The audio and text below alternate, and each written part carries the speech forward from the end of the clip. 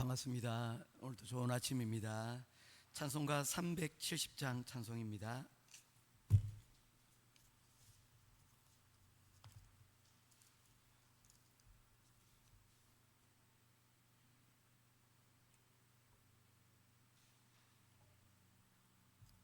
찬송가 370장 찬송입니다. 주 안에 있는 나에게 딴 근심이 있으랴. 십자가 밑에 나아가 내 짐을 풀었네. 주님을 찬송하면서 할렐루야 할렐루야.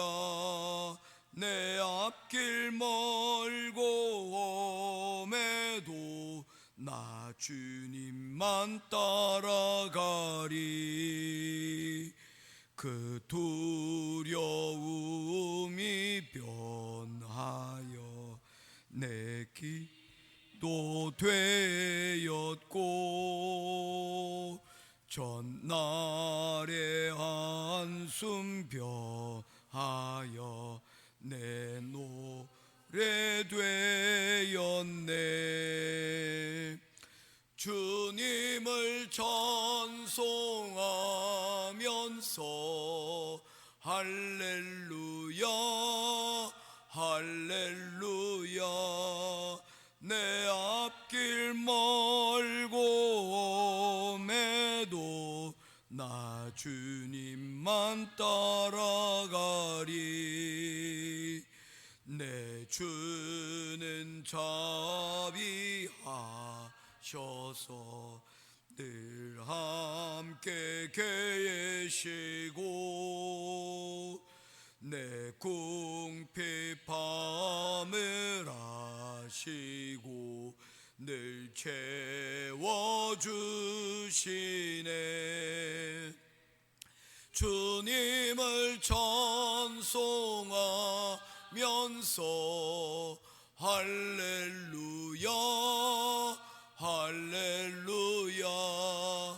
내 앞길 멀고 험해도 나 주님만 따라가리. 내 주와 맺은 언약은 영불변하시니 그 나라 가기까지는 늘 보호하시네. 주님을 찬송하면서 할렐루야 할렐루야. 내 앞길 멀고 험해도 나 주님만 따라가리. 아멘. 찾으실 하나님의 말씀은 고린도전서 제10장 말씀입니다. 고린도전서 제10장 1절부터 11절까지 말씀 보도록 하겠습니다.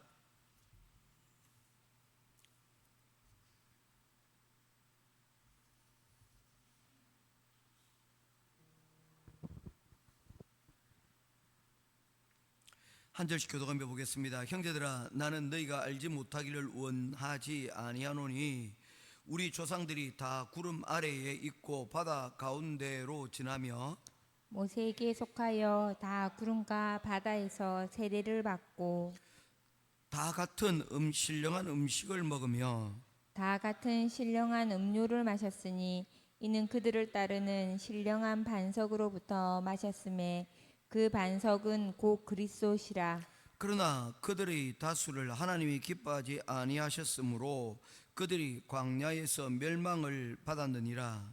이러한 일은 우리의 본보기가 되어 우리로 하여금 그들이 악을 즐겨 한 것 같이 즐겨하는 자가 되지 않게 하려 함이니 그들 가운데 어떤 사람들과 같이 너희는 우상 숭배하는 자가 되지 말라. 기록된 바 백성이 앉아서 먹고 마시며 일어나서 뛰논다 함과 같으니라. 그들 중에 어떤 사람들이 음행하다가 하루에 2만 3천 명이 죽었나니 우리는 그들과 같이 음행하지 말자. 그들 가운데 어떤 사람들이 주를 시험하다가 뱀에게 멸망하였나니 우리는 그들과 같이 시험하지 말자. 그들 가운데 어떤 사람들이 원망하다가 멸망시키는 자에게 멸망하였나니 너희는 그들과 같이 원망하지 말라. 11절 같이 보겠습니다. 그들에게 일어난 이런 일은 본보기가 되고 또한 말세를 만난 우리를 깨우치기 위하여 기록되었느니라. 아멘. 여기서 우리에게 익히 잘 알고 있는 말씀이 등장을 합니다. 그런즉 선줄로 생각하는 자는 넘어질까 조심하라. 우리의 교만의 부분들을 지적을 하고 있는 것이죠.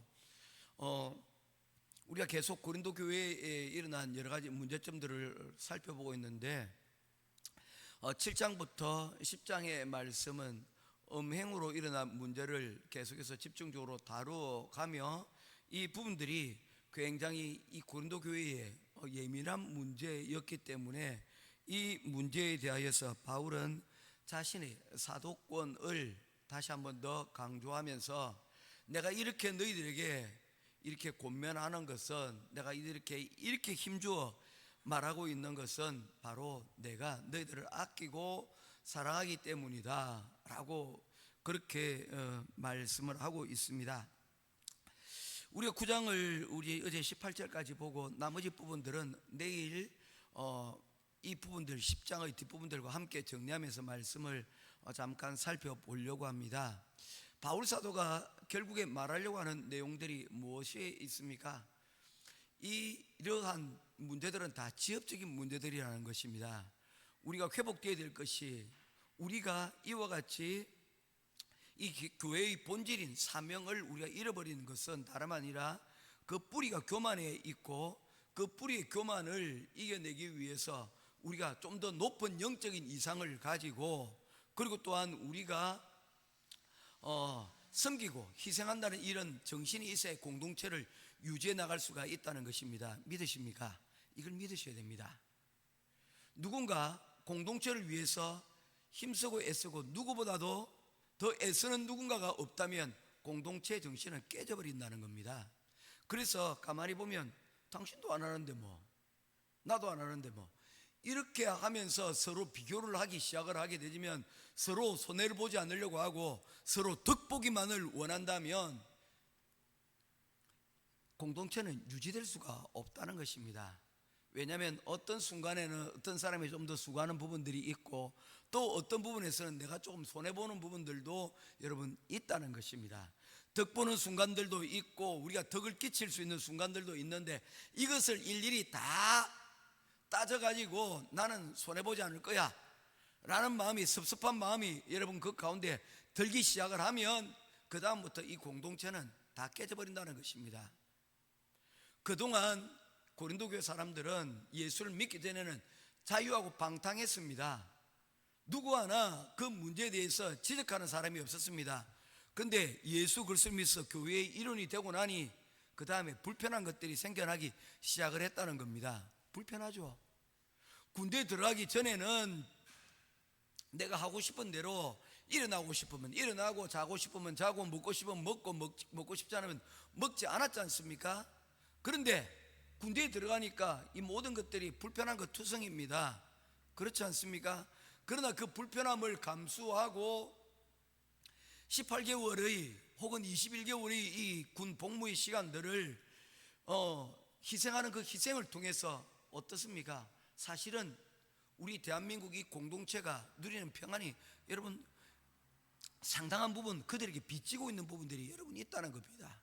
그래서 어떤 분들은 우리 군인들이 식당에서 식사하고 있으면 가서 식사를 값을 지불해 주는 분들이 계시대요. 대신해 주는 분들이 있대요. 우리 다일이는 그런 적 있나? 없어요. 그런 이야기는 들어본 적 있습니까? 들어는 봤대요. 귀인을 아직 못 만났네요. 그렇게 하면 또 어땠습니까? 군인으로서 또 조그마한 자부심들이 있지 않겠습니까?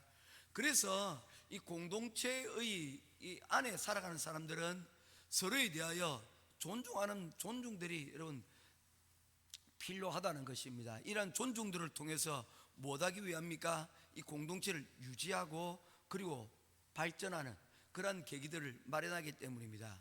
너희들이 이전에는 예수 그리스도를 믿기 전에 너희들이 마음대로 자유롭게 살았으나 이제 예수 그리스도를 믿어 이제 교회 일을 위해서 불편한 것들이 있을 거예요. 그 중에 하나가 이거야. 고린도의 문화가 타락된 그 타락을 그대로 여러분 습성들을 가지고 왔는데, 교회에서는 더 이상 우리 공동체가 거룩한 공동체이기 때문에 우리가 이런 부분들에 대해서 일정한 제약을 가할 거야. 그러니 이런 부분에 대해서 내가 너희를 사랑하는 마음으로 이것을 하였다는 것을, 권리를 주장했다는 것을 알고 이 말씀을 들어주기를 원한다라는 것이었다는 것입니다. 그리고 바울 사도가 다시금 강조하고 있는 부분이 뭐냐면 목적입니다. 목적. 우리의 목적이 무엇인가를 우리가 생각해 봐야 된다. 우리가 그냥 단지 잘 먹고 잘 살기 위해서 우리가 교회의 일원이 된 것이 아니라는 것을 여러분 다시 한번 더 상기시키는 겁니다. 우리 교회의 목표는 잘 먹고 잘 사는 것, 우리가 그냥 육신적으로 편안해지는 것이 아니라는 것입니다. 우리에게는 육과 더불어서 영적인 여러분 거룩이 우리의 목표가 되어져야 될 것을 말씀을 하고 있는 것입니다. 이런 가운데서 여러분 이러한 것이 7장부터 10장까지 이어져 나아가고 있습니다. 그래서 10장의 말씀을 우리가 굳이 이렇게 제목을 붙여보자면 슬기로운 신앙생활 이렇게 이해할 수가 있습니다.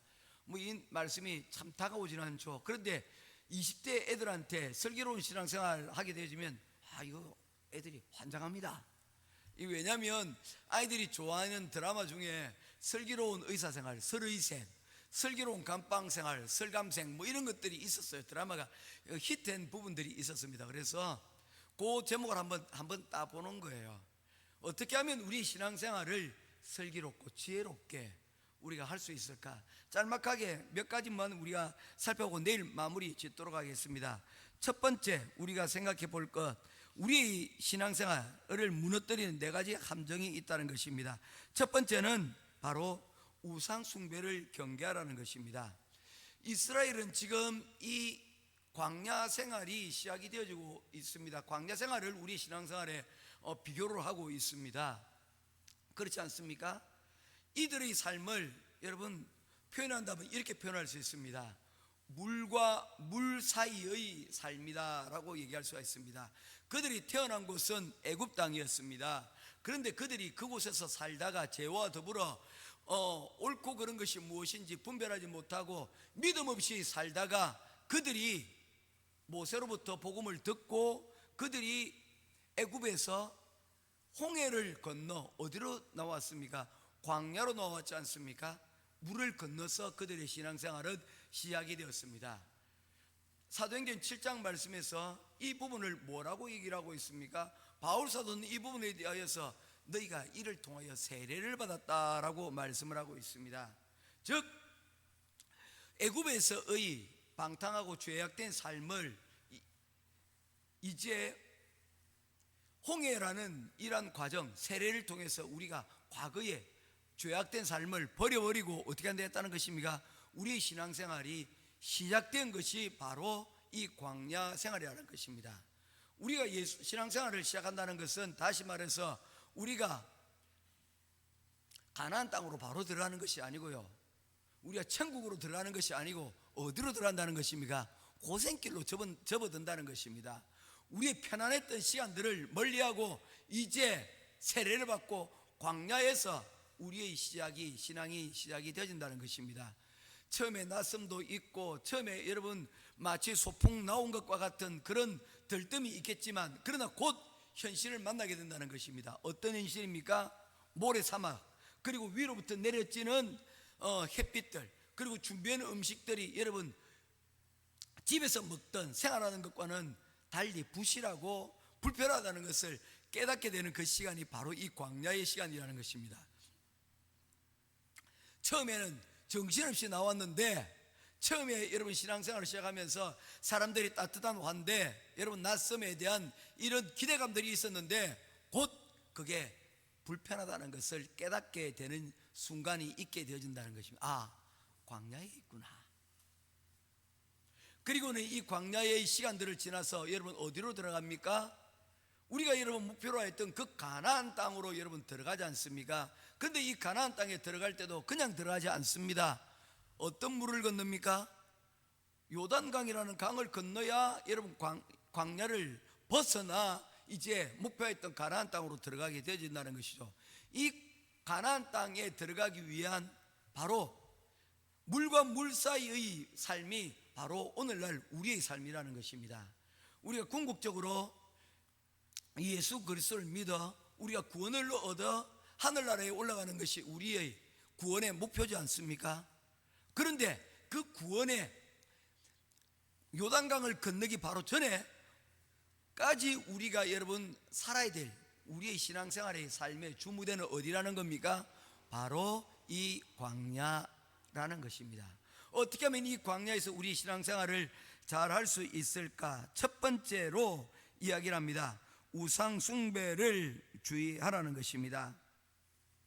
어떤 사람들은 7절입니다. 그들 가운데 어떤 사람들과 같이 너희는 우상 숭배하는 자가 되지 말라. 기록된 바 백성이 알아서 먹고 마시며 일어나서 뛰어논다 함과 같으니라. 여러분, 우상이라는 것은 어떤 것입니까? 보여지지 않는 것입니다. 우리 신앙생활은 매 주일 예배를 참석하여 이곳에서 우리가 보여지는 신앙생활을 하고 있습니다. 그러나 우리의 진짜 신앙생활이 시작되는 곳은 어디입니까? 여기서 우리가 예배를 드리고 배우지만 우리의 삶이 펼쳐지는 광야의 삶은 보이지 않는 곳에서 여러분 이루어진다는 것입니다. 우리가 여러분 자랑하고 있는 SNS 속에 보면 여러 가지 우리의 눈을 유혹할 만한 멋진 사진들이 여러분 우리를 에게 보여지고 있습니다. 이런 것들이 여러분 화려하게 보이지만 그러나 진짜 우리의 삶은 그 사진 속에 담겨져 있지 않는 것입니다. 진실하고 리얼된 삶들은 여러분 보여주는 것보다 훨씬 더 여러분 그것과는 여러분 다르다는 것입니다. 우리 삶의 목표를 어디에 둘 것인가?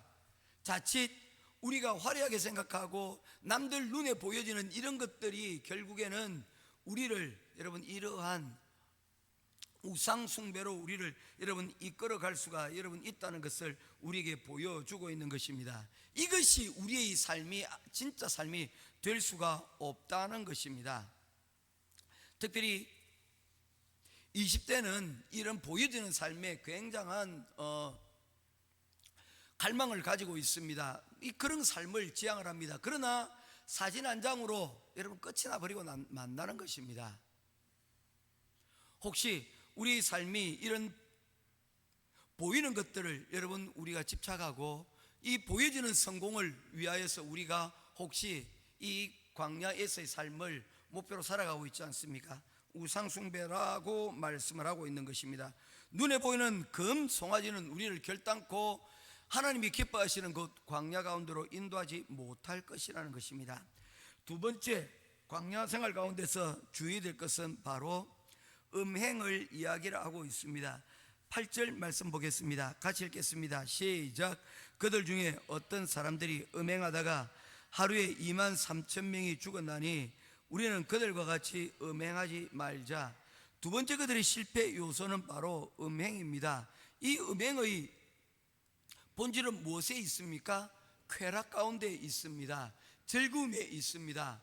노세 젊어서 노세 늙어지면 못 노노니 저는 일정 부분 저는 그 부분을 인정합니다.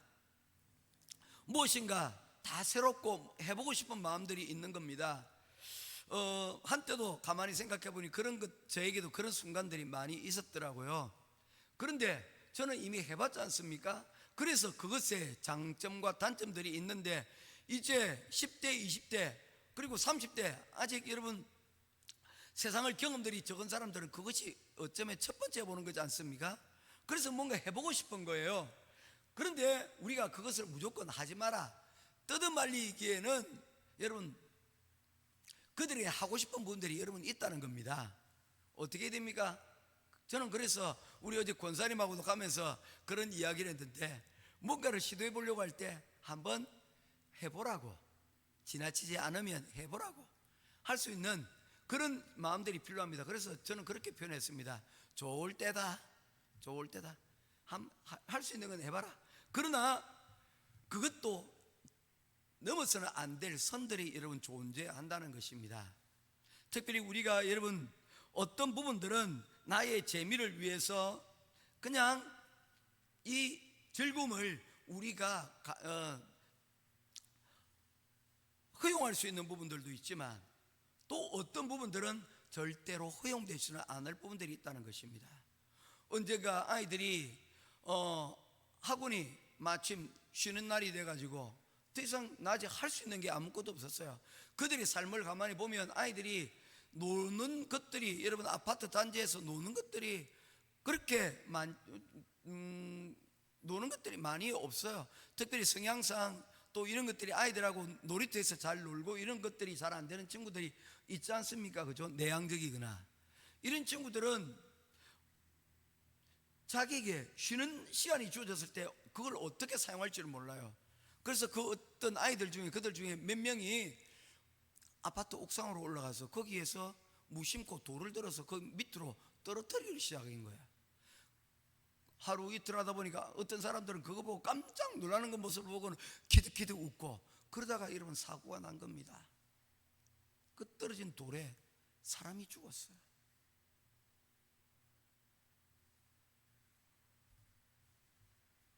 세상에 달콤한 유혹들이 있습니다. 우리의 감정을 충만시키는 것, 재미를 충만시키는 것들이 있어요. 어떤 재미들은 한번 해볼 수 있는 것, 좋을 때다라는 것들도 있지만, 그러나 그곳에서도 주의해야 될 것은 결코 나의 재미를 위해서 남을 희생시키고 남의 영혼과 정신들을 파괴하는 일들이, 결국에 이 일이 어떤 영향을 미칠 것을 우리가 생각하지 못한다면 결국에는 이 일로 인하여, 이 음행으로 인하여 하나님께서 우리에게 주신 이 성이 오히려 우리를 망치고 우리를 하나님부터 멀어지게 만들 수도 있다는 것을 바울 사도는 이 광야의 시간들을 통하여 우리들에게 경고를 하고 있다는 것입니다. 그래서 8절 말씀에 보게 되면 그들 중에 어떤 사람이 음행하다가 여러분 하루에 어떻게 됐다고요? 그들의 목숨까지도 여러분 잃게 되어진다는 것입니다.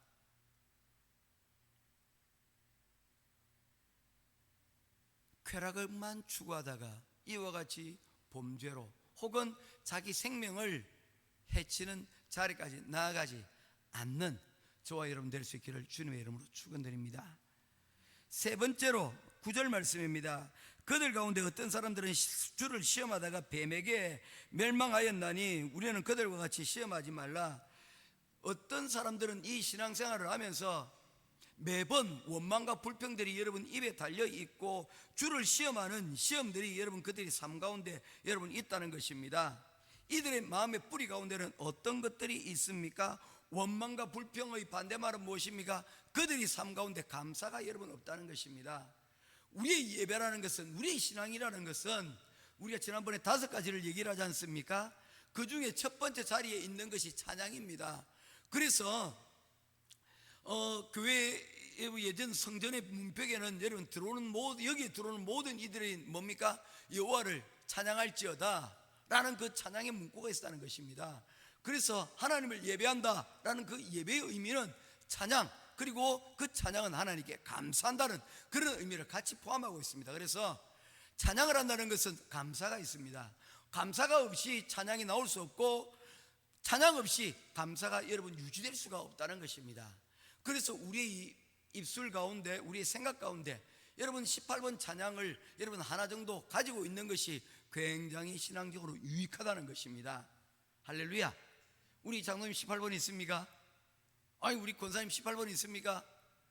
잘 모르겠어요. 우리 다일이 18번이 있네. 저는 요즘 충만에 꽂혔습니다. 저는 요즘 충만에 꽂혔어요. 예수로 충만해지면, 예수로 여러분 이 충만해지면 우리 가운데 이 찬양이, 감사가 충만하게 될 줄로 믿습니다. 그 충만해진 힘으로 여러분 우리는 우리의 삶의 불평과 원망을 이겨낼 수 있는 능력이 여러분 우리 가운데 나오게 될 줄로 믿습니다. 우리가 세상 밖으로 나올 수 있는 것, 우리가 세상 밖에서 여러분 사람들과 만날 수 있는 것, 여러분 그 관계에서 우리가 기쁨을 가질 수 있는 것, 가장 큰 요소는 장로님처럼 다름 아닌 감사라고 생각합니다. 고마움이 있으면, 감사가 있으면 전화도 걸어지고요, 만나고 싶고요, 그리고 만났을 때 여러분 그 시간이 행복해질 수 있는 겁니다. 우리 행복한 교회, 이러한 감사의 부분들이 가득 차서 주를 시험하는 이 어리석은 자들과 같이 원망과 불평으로 우리 시간을 소모시키는 이런 어리석은 일들이 일어나지 않는 저와 여러분 될 수 있기를 바랍니다. 일어나더라도 감사로 극복할 수 있는 저와 여러분 될 수 있기를 주님의 이름으로 축원드립니다. 마지막 끝으로 하나가 더 있는데, 여러분 이 메뚜기의 시선에 대해서는 내일 그것과 더불어서, 목표와 더불어서 같이 정리하면서 10장 말씀 마치도록 하겠습니다. 기도하겠습니다. 고마우신 아버지 하나님, 물과 물 사이 우리의 신앙생활이 광야와 같은 삶입니다.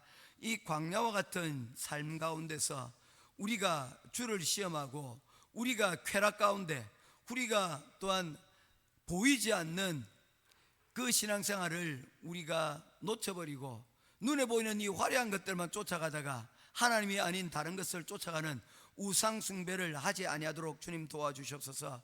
우리의 시간들을 잘 가꾸고 잘 세워 주님이 기뻐하시는 이 광야, 슬기로운 광야 생활이 되게 하시고, 비록 힘들고 어렵지만 또한 함께 더불어 주의 공동체를 통하여 하나님께서 우rek하신 이 아름다운 것들을, 하나님 우리의 신앙생활을 광야에서 잘 하나님 감당할 수 있도록 도우시고, 또한 도움이 필요한 자들에게도 도울 수 있는 그러한 은혜를 우리에게 허락하여 주시옵소서. 오늘도 이 시간 기도하며 주님 앞에 오늘 하루의 삶 가운데 하나님 나아갑니다. 오늘 하루의 삶이 감사로, 또한 원망과 불평으로 얼룩지지 않은 귀하고 복된 시간 되기를 간절히 소원하오며, 살아계신 우리 주 예수 그리스도 이름으로 간절히 기도드리옵나이다. 아멘. 하늘에 계신 우리 아버지여, 이름이 거룩히 여김을 받으시오며 나라의